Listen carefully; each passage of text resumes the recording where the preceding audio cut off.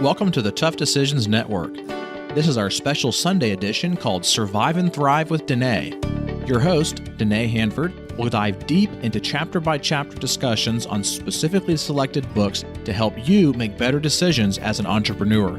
Visit toughdecisions.net to sign up for our free weekly entrepreneur email. Before we get started, let's hear from one of our sponsors. Have you ever thought about investing in real estate, but find yourself so busy that you don't have time for it? Do you have FOMO, which is the fear of missing out? At handfordcapital.com, we help investors with passive real estate investments that project better returns than traditional investment vehicles such as the stock market. If you'd like to find out more about our passive real estate investments, visit handfordcapital.com. That's HANDFORD capital.com. We will jump on a call with you to discuss your investment goals and to see if our investments are a good fit for you. This advertisement is not to be construed as an offer or recommendation to buy or sell a security. Visit handfordcapital.com. Hi, this is Dennae, and I want to thank you for joining me for our Sunday podcast called Survive and Thrive. We're actually starting a new book series today, and I am very, very excited to be talking to you about this book. This is a book that I wasn't familiar with until about 2 months ago, and it was recommended to us by someone that we actually interviewed on the podcast, and I was intrigued by the title as well as the concept of the book, and so I thought I really want to pick that up, and I did and started reading, and it's just completely fascinating. I'll just tell you, I've already learned a lot and had a lot to think about since reading the book, and so I'm looking forward to sharing that with you and hopefully prompting some thinking for you. So let's just jump right in, and I want to introduce kind of what the book's about, and then we'll get into the first part of the chapter 1 today. So the book that we're going to be talking about is the book Blink, and it's written by Malcolm Gladwell. The subtitle of the book is The Power of Thinking Without Thinking. And I was intrigued by the title just because, a lot of what we do here on our podcast is about conscious decision making, the process that people go through to make decisions and the consequences of decisions and weighing the consequences. And we've had a lot of people talk about weighing pros and cons and just a lot of talk about decision making.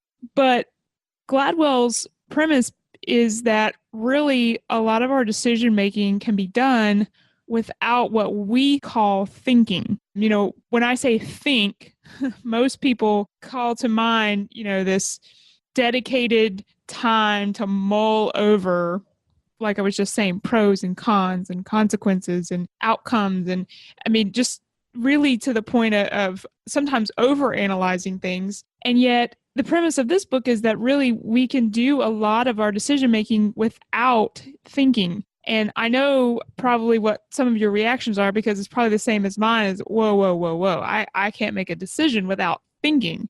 Really, today's world and culture doesn't really value what we would call a hasty decision. In fact, you could get a good picture of that in my home in the afternoons when I say to my son over and over and over, would you please just stop and think, right? I want him to stop and consider the consequences of his behavior before he makes a choice to act. Please stop and think, stop and think. Or, we tell our children that old adage, haste makes waste. So as a culture, we really only trust our conscious decision making, but don't want to get too far ahead of myself, but Gladwell's book is about the unconscious decision making. So with that being said, let me just jump right in. He introduces the topic of his book, Blink, with a story about a statue. And I don't want to get bogged down in too many details, but I do want to share enough for you to understand the important concepts here. So he calls this story the story about the statue that didn't look right. And he tells about an art museum called the Getty Museum in California that was approached by an art dealer to buy a statue, which the art dealer said was a marble kuros dating from the 6th century BC. Now, the kuros was a particular statue of a young man standing, and it was a very popular type of art back in the early centuries. And so this particular art dealer said he had this kuros and he wanted to sell it, and so he approached the Getty Museum. And of course, they proceeded cautiously. They went through an extensive process of testing, verification, and eventually, after about 14 months, they decided to make the purchase. They decided that, everything, their testing all checked out, everything that they wanted had been verified, and so they were going to go ahead with this purchase. But it didn't look right.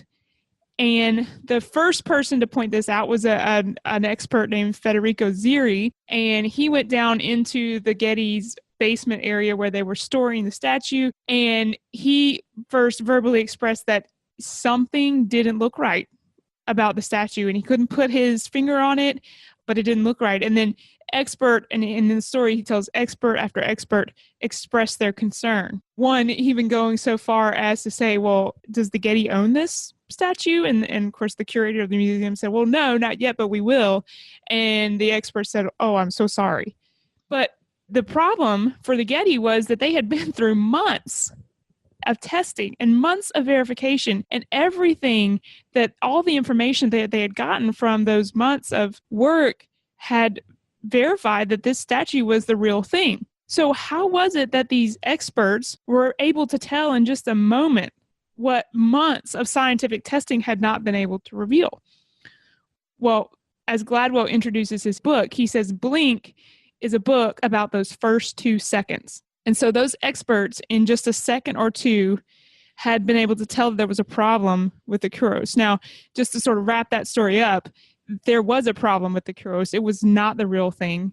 And as they began to check out, as these experts expressed concern, the Getty, of course, wanted to do further search and further verification. And the story began to unravel about how this art dealer had, fabricated his story and so on and so forth. So how was it that those experts were able to see that in just a second or two? And Blink is about those first 2 to 3 seconds and that decision that can be made so fast on just such a limited amount of information. Another illustration for you, just to kind of crystallize exactly what we're talking about here. Let's say that you are presented with a gambling game, and there are 4 decks of cards, 2 blue and 2 red. What you don't know is the way the game is set up, that the red cards are a minefield. And your job is to pick cards from the decks.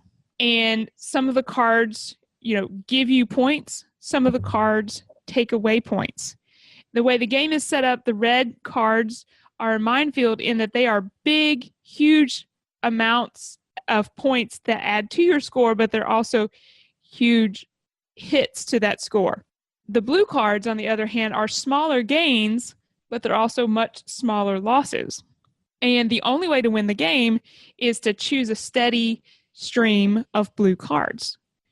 The question is, how long does it take a person to figure that out?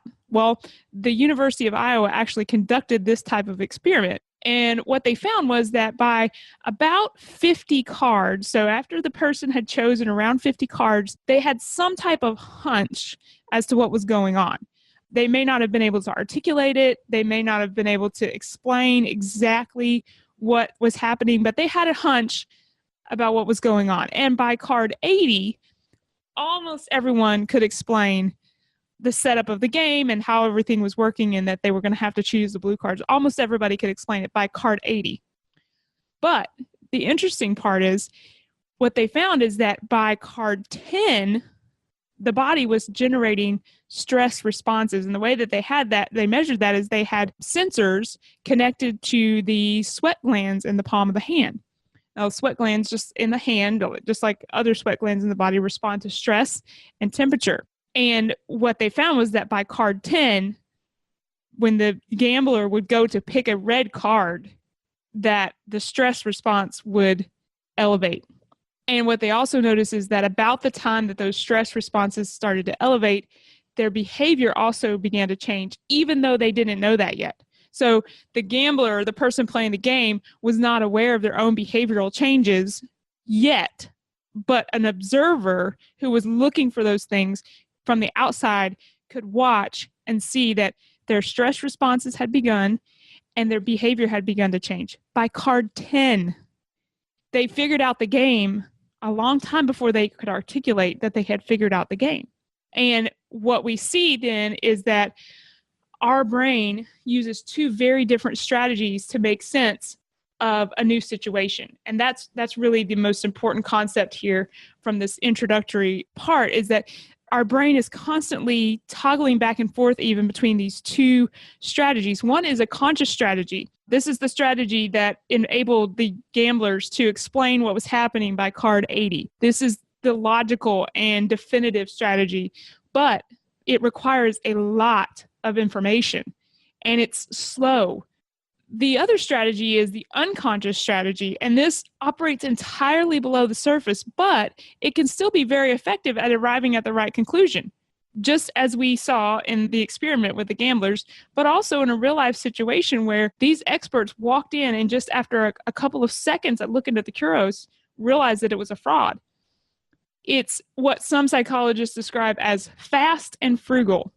It can arrive at the same conclusion, at the same accurate and valid conclusion, but it operates entirely below the surface. So we're not usually aware of what's going on. Now, the part of our brain that leaps to these conclusions is called the adaptive unconscious. It's capable of making very quick judgments based on very little information. And it allows our mind to operate very efficiently, similarly to the way that a jetliner would operate on autopilot. So once a jet gets into the air and things are running smoothly, there's very little input or conscious activity by the pilot, if you will. That would be our conscious. There's not really a whole lot of that required. It's operating on autopilot. At any given moment, it can be taken off of autopilot and can be controlled by the pilot, and that would be our conscious level activity. Let me give you another example. How long would it take for you to size up a teacher in a new class? This is a third example that Gladwell gives in his book. How long does it take? Well, there was an experiment done by a psychologist named Beatty, and what she wanted to know was how fast and how accurate a student could be in rating a teacher. And so what she started with was some students who had never met these particular teachers in person, never seen them, never watched them. They were complete strangers. And what she did was show them 3 10-second clips with no sound. And she asked them to rate the effectiveness of the teacher. And she got a rating system. And then what she did on a second level was she reduced those 10-second clips to 5-second clips with a different group of people. And what she found was that the ratings of effectiveness were essentially the same. She then reduced those clips again to 2-second clips. And again, just to remind you, they're looking at teachers that they had never met in person, never seen, never been in the classroom with, and they're looking at video clips with no sound. So she started with 10 seconds, 5-second clips, and then she finally reduced the clips to 2 seconds. In each case, the students' ratings of the teacher's effectiveness were essentially the same. They were consistent.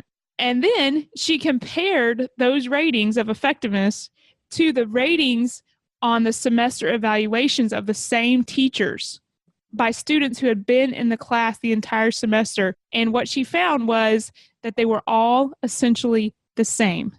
So how is it that a person can watch a video clip, a silent video clip of people that they've never met, and be able to rate the effectiveness and it be the same rating as someone who's been in that class, that teacher's class, for an entire semester?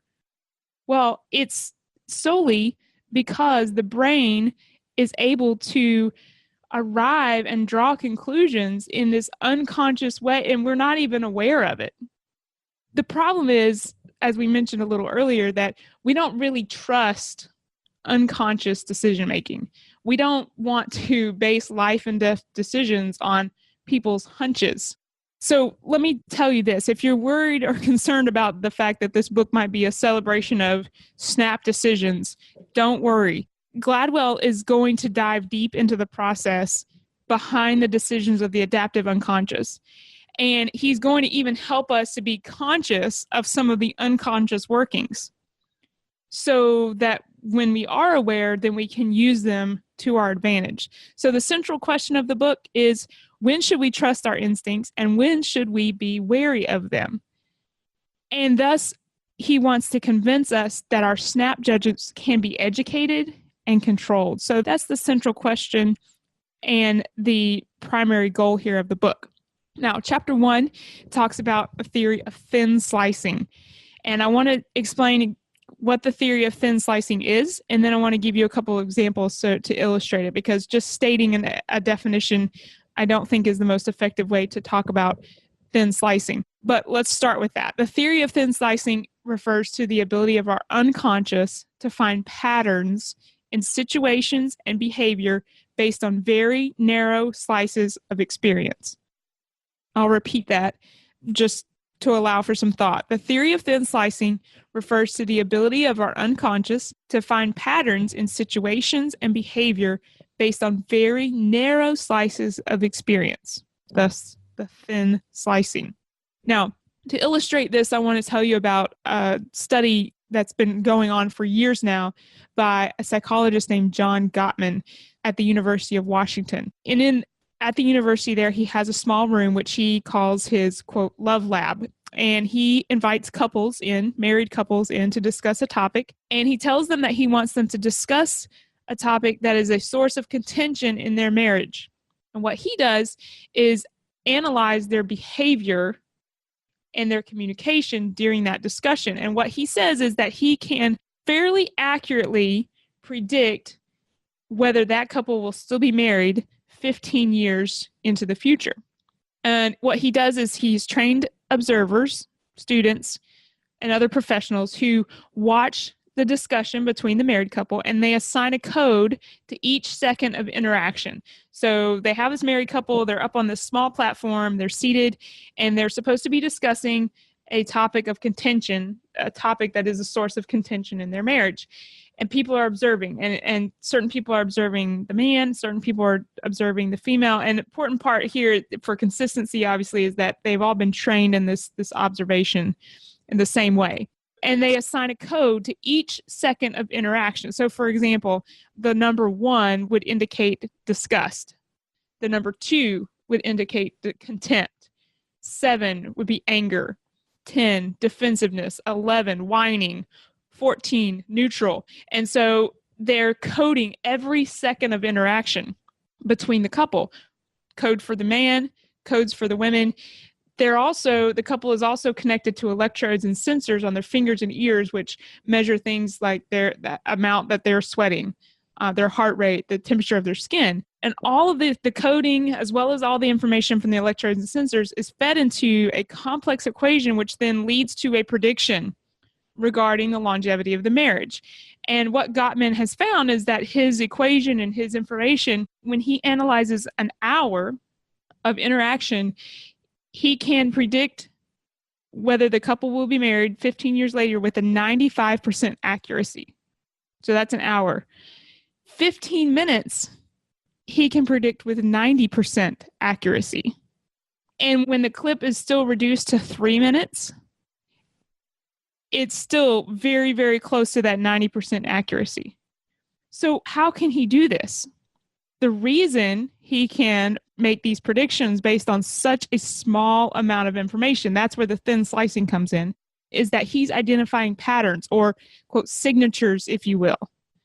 And the truth is that those patterns of communication or those signatures, those are what determine whether the marriage will last, but those are also the things that can be identified in just a very short amount of time. So it doesn't take weeks and months to get to know this couple to determine whether it's going to last or not. Why not? Well, because in one very brief discussion, he can identify the patterns that are going to make or break that relationship. That's why he has them pick a topic that, is a source of contention. Or he says sometimes he'll pick, tell me about the first time you met. Because in those sort of hot button issues or those very emotional issues, then that is what enables him to identify those patterns. And that's where the patterns immediately leap to the forefront. So he's identifying the patterns or the signatures. That's what shows up in those short conversations. That's also, though, what's going to determine whether that marriage will last or not. Now, Gottman's work is very conscious and deliberate thinking, but it illustrates the theory of thin slicing, which is a critical part of rapid cognition, the ability to identify those patterns in situations and behavior based on a very small sampling, if you will. Another example, a dorm room study set up by psychologist Samuel Gosling to judge people's personalities. He first did a personality study on 80 college students, and this study rated those students in 5 areas, which were extroversion, agreeableness, conscientiousness, emotional stability, and openness to new experiences. He then had close friends of those 80 students fill out the same questionnaire. And to no one's surprise, really, the close friends rated their friends pretty accurately. They were pretty close to the same. I mean, they knew the people really well. These were very close friends. But then he repeated the process with complete strangers who had never even met for 1 second the people they were rating. The only experience that the strangers would have with the person was a visit to that person's college dorm room. And he basically gave the strangers a clipboard and a questionnaire, and he gave them 15 minutes to observe and walk around this dorm room and then answer basic questions about the owner of the room. Does this person tend to find fault in others? Does this person do a thorough job? Is this person unselfish and helpful to others, etc.? The results, once they compiled all the results, were somewhat surprising. I think you'll find them interesting, as I did. The close friends were better at rating extroversion, and they were slightly better at rating agreeableness. And I don't think that's really any surprise. You kind of have to meet the person to rate whether they're an extrovert and their level of extroversion. You also kind of have to have some personal experience with them to know how agreeable they are. But in the other 3 categories, conscientiousness, emotional stability, and openness to new experiences, the strangers were more accurate at rating the college student than their close friends were. That to me is fascinating because they had nowhere near the level of experience, nowhere near the time or width or breadth of experience with this person, but yet they were able to take a little bit of information and draw very accurate conclusions, more accurate, in fact, than the people who've known them for years. The information that they had, from that dorm room included things like, identity claims. That would be, things that we deliberately put out there for the world to see, such as a diploma or a certificate or a label or qualification. They also had what psychologists would call behavioral residue. So when you go into a dorm room and you see laundry piled all over the floor, that's behavioral residue. That's a result of that person's behavior. And then there are things like thought or feeling regulators. Is there a candle on the bedstand? Are there beautiful throw pillows and curtains in the bedroom? Those are things that we add to our space to make it what we want. But also very important is the information that was not there. These would be extra irrelevant pieces of information that can sometimes throw us a curveball into our decision-making process. A quick example of that would be, the friends, they're going to know what this person looks like. The strangers did not. So what if you had this very intelligent, studious, 275-pound football player on the football team? And the stranger's not going to have a clue that that's who he is, that that's his size, unless, I guess they could have seen a picture, but they don't have that information. And so that can sometimes interfere with our ability to rate someone objectively. Is that 275-pound football player, are they conscientious and studious? Well, most of us probably have the experience that says, no, they're not. But what if they are? And there might be indicators in their dorm room that a stranger coming in might see and go, oh, yeah, of course, that person's a great student. So pieces of information that we don't have are also very important because sometimes those can create interference and cause a problem in our decision-making process. So thin slicing, it's not some exotic gift. It's really part of being human. And we do it because we have to. Really, we do it because we need to survive. We use thin slicing whenever we're called upon to make a quick decision or we're asked to be in a new situation. And it can be very helpful and reliable. Next week, I want us to dive into a little bit further the adaptive unconscious and look at what I would call the dark side of our adaptive unconscious and its ability to make snap decisions. And hopefully we will learn from that how to regulate and step back from that adaptive unconscious so that we can make it and use it more to our advantage. Thank you for listening to the Tough Decisions Network. Be sure to visit toughdecisions.net to gain access to show notes for this episode and to join our free weekly entrepreneur email where we will send you news about the latest technology for your business, inspiring quotes, and the latest books for entrepreneurs. That's toughdecisions.net.